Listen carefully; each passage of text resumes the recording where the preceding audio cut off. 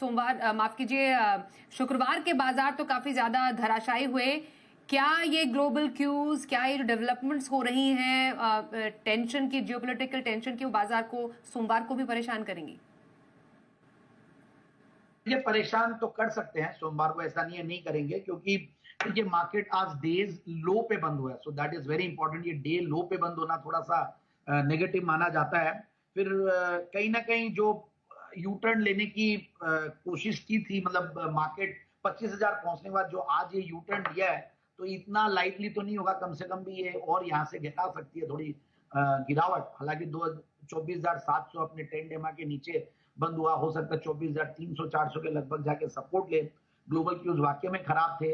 US में एक दिन पार्टी बनी, फिर वापस से जो अनिल जी ने सही कहा कि अचानक से जो मैक्रोज जो थे वहां के, वो एक्सपेक्टेशंस खराब होने लगी है, तो उसकी वजह से मार्केट नेगेटिवली रिएक्ट किया।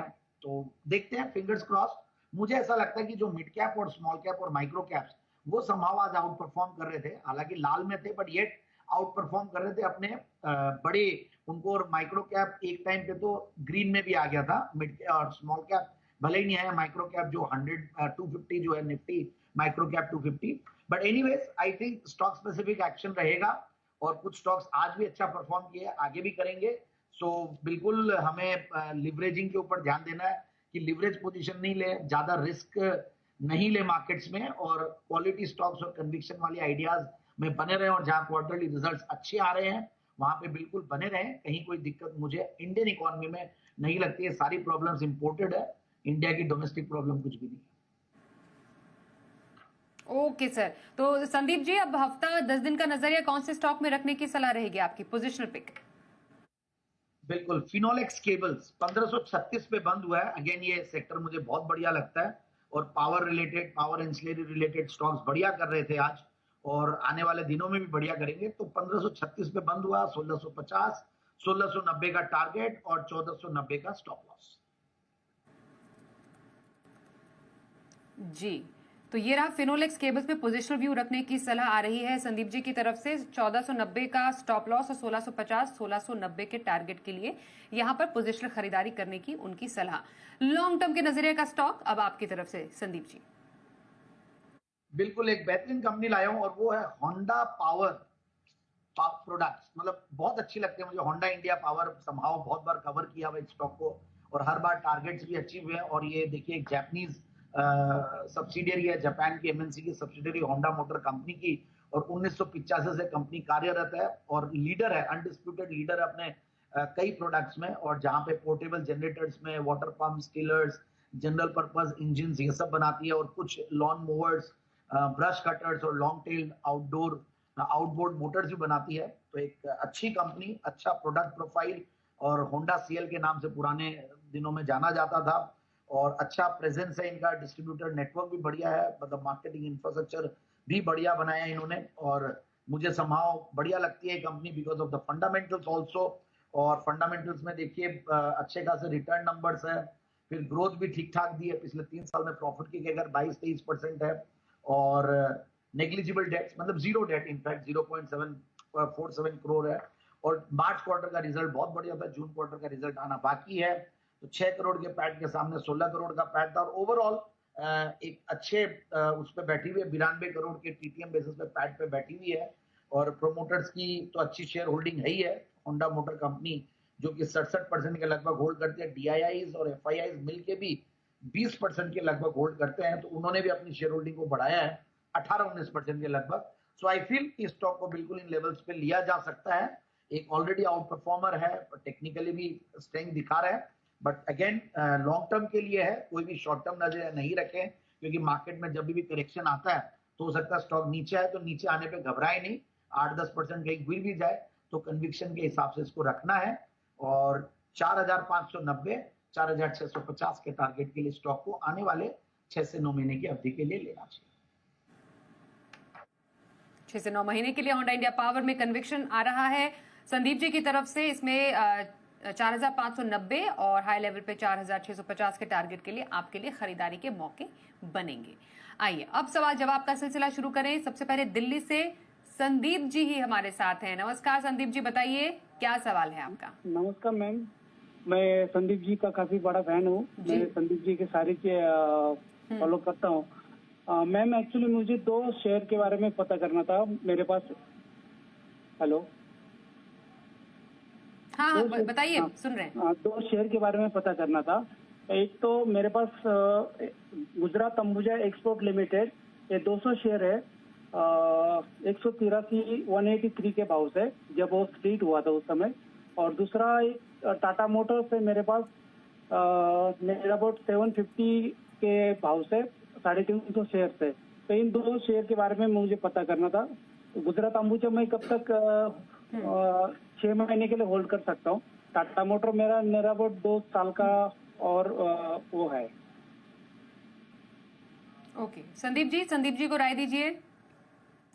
हाँ, बिल्कुल बिल्कुल, and thank you so much Sandeep ji. First of all मेरे नाम राशि के और इतना मुझे अप्रिशिएट करते हैं, लाइक करते हैं, तो मुझे बढ़िया लगा। तो गुजरात अंबुजा एक्सपोर्ट्स की मैं अगर बात करूं तो ये स्टॉक को तो देखिए मैंने रेकमेंड भी किया हुआ है, और इनफैक्ट 2021 में पहली बार रेकमेंड किया था जैन साहब के जेम्स में, और बढ़िया परफॉर्मेंस रहा, कहीं कोई दिक्कत नहीं है। और गुजरात अंबुजा एक्सपोर्ट्स की एक बात कहूं, ये अगर कॉर्न में और सोया और ये सब में, एग्री प्रोडक्ट्स में एक बड़ा एक्सपोर्टर और बहुत अच्छा परफॉर्मेंस देते हुए आई है। फंडामेंटल्स भी बढ़िया है, बट ऊपर के लेवल से अच्छा खासा करेक्ट किया है इन्होंने भी। इनफैक्ट ऊपर के लेवल से देख रहे हैं नीचे। मैंने रिसेंटली हालांकि स्टॉक को रेकमेंड नहीं किया, बट येट अब ऐसा लेवल है कि यहाँ पे मैं यही बोलूंगा कि इनको होल्ड करना चाहिए। डाउनसाइड ऐसा लगता है कि कहीं ना कहीं कैप्ड है, बहुत ज्यादा नीचे जाना नहीं चाहिए चार्ट्स के लिहाज से, क्योंकि फंडामेंटल्स बढ़िया है, कमोडिटी स्टॉक है। तो ये भी इनको ध्यान रखना पड़ेगा कि कमोडिटी स्टॉक्स थोड़े सिक्लिकल नेचर के भी होते हैं, कई बार ज्यादा लंबा समय ले लेते हैं। बट येट आई फील कि जो रिजल्ट्स आ रहे हैं कंपनी के वो बढ़िया है, कहीं कोई दिक्कत वैसे नहीं है, और थोड़ा सा पेशेंस रखना पड़ेगा। होल्ड करें मेरे हिसाब से गुजरात अंबुजा।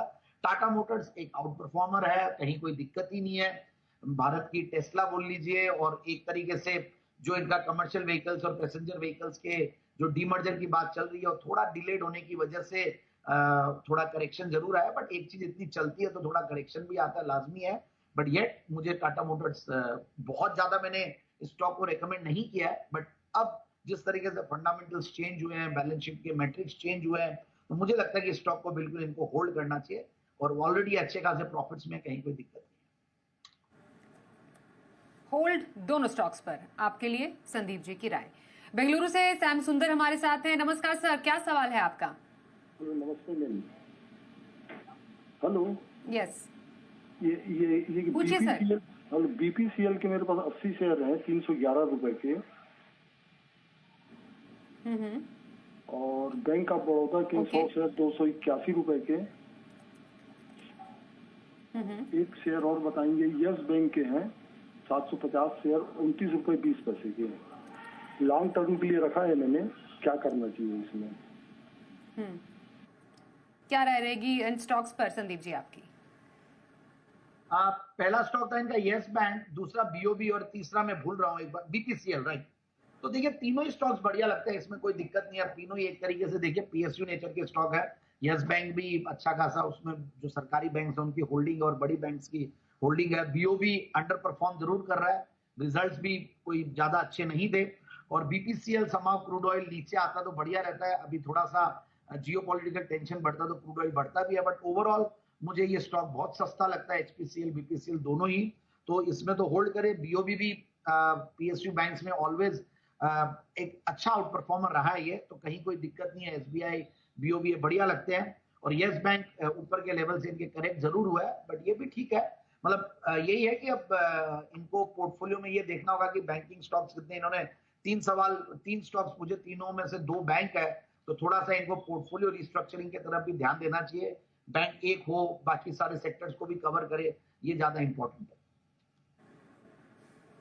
ओके, ये रही राय आपकी तीनों स्टॉक्स पर संदीप जी की तरफ से। बिहार से कुंदन जी से भी बात कर लेते हैं। नमस्कार सर, आपका।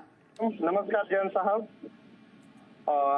सर मेरे पास इन्फीबीम का शेयर है, 10,000 क्वांटिटी है सर, 31 रुपए 90 पैसे पे। और दूसरा है सर इक्सिगो ट्रेवल, जो हाल की लिस्टिंग है, वो सर 1440 शेयर है 159 के रेट पे सर। इसमें हम लंबा सर 2-3-4 साल हम रख सकते हैं सर, दोनों ऑनलाइन की कंपनी है। जी संदीप जी। देखिए इन्फीबीम पे मुझे बहुत ज्यादा कन्विक्शन पहले भी नहीं आया और अभी भी नहीं आ रहा। हालांकि देखिए हैंड्स चेंज हुए हैं, स्ट्रॉन्गर प्रोमोटर हैंड्स में गई है, बट येट मुझे थोड़ा सा मतलब स्टॉक पे कन्विक्शन कम आया, बट यस ऐसे लेवल पे है कि मैं ये कहूंगा कि एक बाउंस जरूर दे सकता है यहाँ से और इनको होल्ड करना चाहिए, बट फंडामेंटली समहाउ मेरे को ये पसंद कम आया पास में भी और अभी भी, हालांकि फंडामेंटल्स देखा जाए तो अभी ठीक हुए हैं, बेहतर भी हुए हैं, बट येट मेरे रडार पे नहीं रहता है स्टॉक।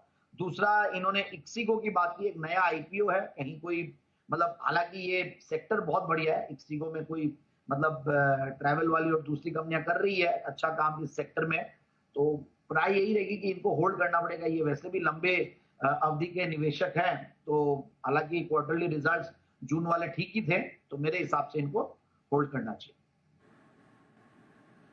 ओके।